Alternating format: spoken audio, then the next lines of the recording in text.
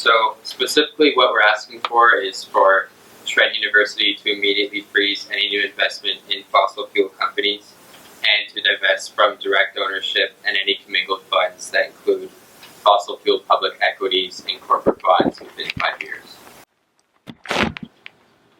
So the big question here is of course, why divest? So as you can see here, we've outlined a number of reasons why divestment is beneficial and showing that it's actually a win-win solution all around, that we don't have to make trade-offs or compromises in order to bring this about. So we'll be going through these reasons throughout the presentation, but just to give you a sense, divestment is democratic, it's financially prudent, ethical and morally responsible, aligned with Trent's core values as a university, and good for our reputation. And then after that, we'll also go into sort of the how-to of divestment. How do you actually carry it about? So the first reason, divestment is democratic, and we say that from the results of a student referendum last year, and also the support we've got from a petition that we started.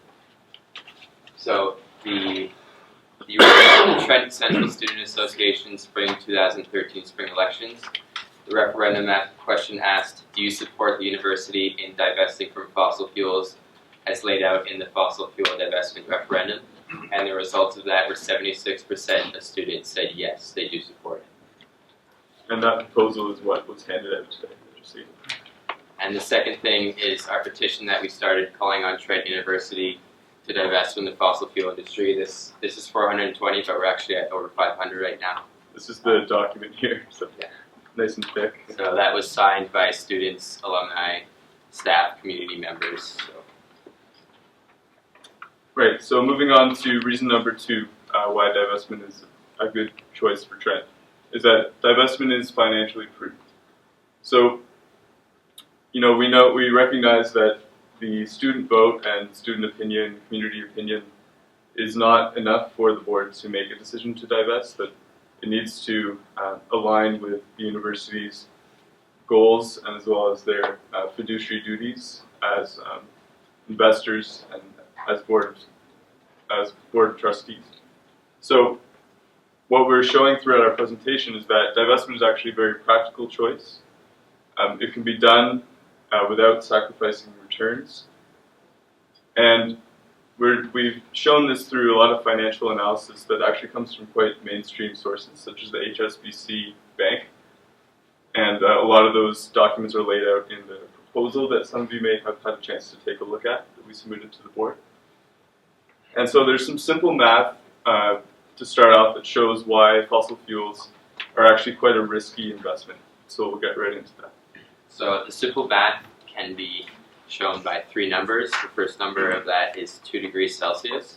And this is the number that at the UN Climate Summit in 2009, governments agreed that the warming should not be above 2 degrees Celsius when they signed on to the Copenhagen Accord. And Canada was one of the countries that signed that as well. The second number is 565 gigatons, and this is the number that scientists have said is the maximum amount of carbon we can emit before we pass the 2-degree threshold. And the last number is 2,795 gigatons, and this is the number that is currently held by the top 200 largest fossil fuel companies in the reserves. So this means if governments are to fulfill what they signed on to in Copenhagen in 2009, that means 80% of fossil fuel reserves listed on the World Stock Exchange have to be left in the ground. Yeah, so essentially when you look at this math, it's pretty terrifying in a lot of ways. When you see that 80% of the reserves need to be left in the ground if we want to stay within a reasonable, safe is what scientists have said, warming of the climate. And so the current value of all these fossil fuel reserves out there is $27 trillion. And 80% of that is 20 trillion. So essentially what this is what's been called the carbon bubble, a $20 trillion carbon bubble, which actually dwarfs the housing bubble that caused the 2008 recession. And so what this financial analysis shows is that fossil fuels in the long term are actually quite risky investments. And this also suggests that this could trigger a fiduciary duty to manage the risk associated with these investments.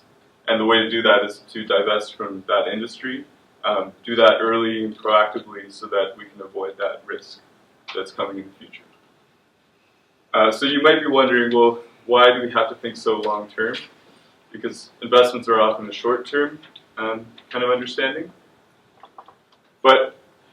And also the likelihood of government action to reduce carbon emissions seems very low at this point in time, especially here in Canada. But if we look, say, 10 years into the future, given the fact that the effects of climate change are becoming clearer, more pressure for governments to take action, the likelihood of them actually passing legislation gets stronger. If we look 20 years into the future, even more so. And the reason we think that Trent needs to consider this is that the endowment fund, for example, is meant to exist in perpetuity. The pension funds are designed to provide retirement benefits for the employees, which has to be a long-term consideration. So as a result, we do need to really think about the long-term viability of the funds that we're investing in. So these are some quotes that we found that thought were a good representation of the logic behind fossil fuel divestment. So the first quote is by Kim Jim-Yong, and he is the president of the World Bank. So he says, if their college's endowment portfolio has fossil fuel stock, then their educations are being subsidized by investments that guarantee they won't have much of a planet on which to make use of their degree. And the second quote is by Bill McKibben of 350.org. He says, it makes no sense to pay for one's pension by investing in companies that make sure we won't have a planet to retire on. Just to clarify, we had changed the quotes from the presentation, so both of those are actually from Bill McKibben. But do you want to read the... Okay, yeah. The point about the World Bank president was that he just recently basically endorsed divestment, saying that that's a viable way to challenge fossil fuels and address climate change. So, like the World Bank, it's pretty major. And then another point on fossil fuels is that these investments are actually not doing that well at this point in time. They're often considered to be some of the most profitable investments out there. But this is where we're supposed to look at those charts. Great, so this is from Bloomberg.com. And what this shows is this is the Oil Sands Index Fund. And this is a 3-year trend. So you can see that the 3-year trend is in decline. And the second one is from the Global Mining Index Fund over 3 years. Same kind of situation, steadily in decline. So essentially that just shows that these investments actually aren't doing that well. So maybe it's a good idea to, when you combine this fact with the fact that the carbon bubble, it becomes increasingly clear that we need to divest to avoid some of the risks associated. So in addition to the financial implications, there's also, of course, the ethical implications of investing in fossil fuels. So by investing in fossil fuels, that means we're associated with all the things that the industry is. So the big thing of that is climate change. As we already said, their business model relies on burning 5 times more carbon than what scientists say is safe to burn. And institutions like Trent should be held to a higher moral standard on this because we're dedicated to young people, and young people are the ones that are going to be around when climate change gets really bad, and we're the ones that are going to have to live with the effects of it. Also, the extraction of the fossil fuel industry, so things like tar sands, coal mining, fracking, these are all have serious environmental implications. Third, violation of indigenous and human rights. So a lot of these companies don't have a very good track record when it comes to that. Things like expropriating communities from their homelands to make way for mining in developing countries, polluting communities' drinking water and not getting any fines for it. Lastly, the corruption of our democracy. So these companies have massive amounts of money that they're using to their benefit, whether it's political donations, buying over politicians, donations to pro-oil lobby groups, like, for example, Ethical Oil is a pro-oil lobby group in Canada funded by Enbridge. Also political campaigning, spending millions of dollars advertising for their candidate of choice. And so we thought we would give a visual. It's kind of hard to see here, but this is a picture of the tar sands in Alberta. So when you say things like Canadian equity funds, you don't think that a school's investments are related to things like this, but it really is. And as you can see in the picture, like the implications of projects like these are like really devastating. So our fourth point is around the fact that Trent's core values support divestment. And so it actually is right in our stated mission statement that was created in 2010 for the next 5 years. And so there are many objectives in there as well as the vision, but one of the objectives we wanted to point out was, and I quote, to foster sustainability in its environmental, social, and economic dimensions on our campuses and in all aspects of our work. And so, end quote. So we applaud Trent University for having this kind of mission statement, because I think what it shows is a really holistic understanding of sustainability, and that it includes all the different dimensions, and that it includes everything. It's not only one aspect, it's everything, which includes, of course, the investments. And so our point is that given the unsustainable nature of the fossil fuel industry, especially given the math that we've shared today, is that fossil fuel investments are essentially incompatible with this mission statement. So that's just another reason that divestment is a good choice. So the last reason is divestment would be good for Trent's reputation. And so Trent has always had a reputation for being an environmentally and socially progressive school. So if we were to do something like divest from fossil fuels, we would be the first school in Canada to do something like that. And it would be a bold move to take, but that would get us that much higher on our image that we're already known for, and it would really give us an upper step when the reputation that we're looking for here at Trent.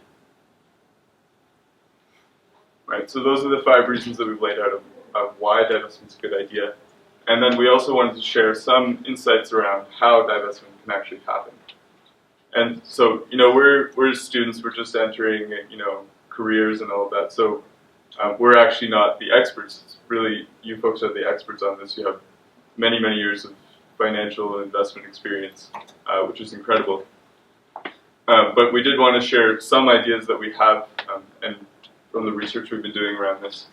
So some of the concrete steps that can be taken.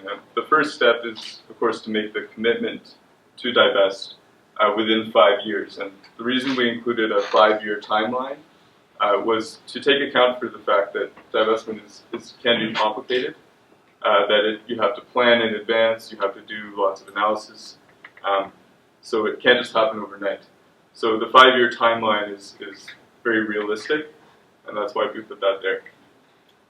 But it just begins with that commitment. The second point is that there's a wide spectrum of options available, in the sense that, it's a very complicated issue. So you could divest, you could do sort of the bare bones divestment approach of just filter out those 200 top fossil fuel companies, and that would fulfill the proposal that we've submitted. But there's all the way to more exciting kinds of things, which would be not only divest from fossil fuels, but also reinvest in renewable energy, in the solutions to climate change, reinvest in the local community, that kind of thing. So there's a wide range of options. Another concrete step that can be taken is what's called, and I'm sure many of you have heard this, but an ESG risk assessment, or environmental, social, and governance risk assessment. And what that does is look at issues beyond the investments that might impact those investments, such as the carbon bubble issue with with if fossil fuel companies have to keep most of their reserves in the ground. That's the kind of thing that would come out of the ESG assessment. There are many reports that have been included. They're quite extensive in our proposal we've submitted. And in those, there are many insights and, that actually lay out the sort of institutional pathways to divestment. So there's quite a bit of detail in there. And finally, there's actually a Canadian Responsible Investments Conference coming up in May, the end of May, in Toronto. And that would be a great place to go. We're hoping to attend, actually, and to really see how, tap into the expertise around this. Not only divesting, but investing responsibly. And one final note is that we wanted to make is that we're not just asking all of you to put in the work on this. We're trying to contribute as much as we can. And so right now I'm working on, as Julie mentioned, a TCCBE project. And what that's looking at is Trent's current investment situation, its investment policies, understanding the obligations that the board is under in relation to those investments. And so understanding the challenges associated with investments in fossil fuels and divesting, and then saying, okay, these are the solutions, this is how we can do it in a way that fits into the fiduciary duties of the board and the university's commitments.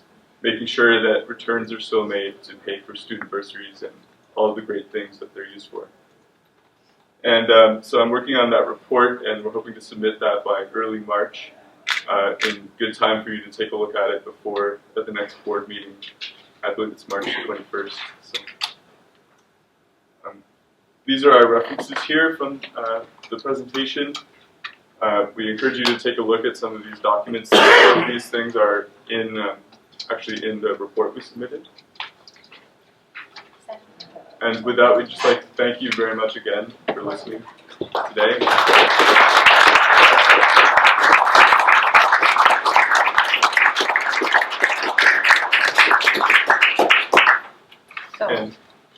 So will you take some questions? Yes, we're more than happy to take as many questions. Can I start, Robin? Gentlemen, I think you've done a really excellent job at this presentation and the material that I got. It's well reasoned, well put together. An amazing amount of research went into it. I, for one, will give it serious consideration. I really thank you for it. Thank you. Thank you very much. So I echo what Robin said. It's been a very comprehensive presentation, and there's other materials that the board has received on this topic. As you said a number of times, it's a very complex issue, and the board does want to look at it carefully. So we will give thorough consideration to your ideas and your thoughts, and we're hoping that we will have a more fulsome discussion at the board meeting in March. We're hoping it will be March. It depends on how much preparation we need to do, but that's our proposal at the moment, is to have a discussion and hopefully to come to a decision in March. Excellent. So thank you very much for all the time and effort that you put into preparing this and coming to talk to us today. We really appreciate it. Is there any other Thank you. comment or question? You know, we're happy to take like difficult questions too. Yeah. I was interested in the focus of divestment on being in the production side, the upstream parts, rather than on the consumption side. The large-scale producers like petrochemical or transportation. I wondered what the thinking is around that.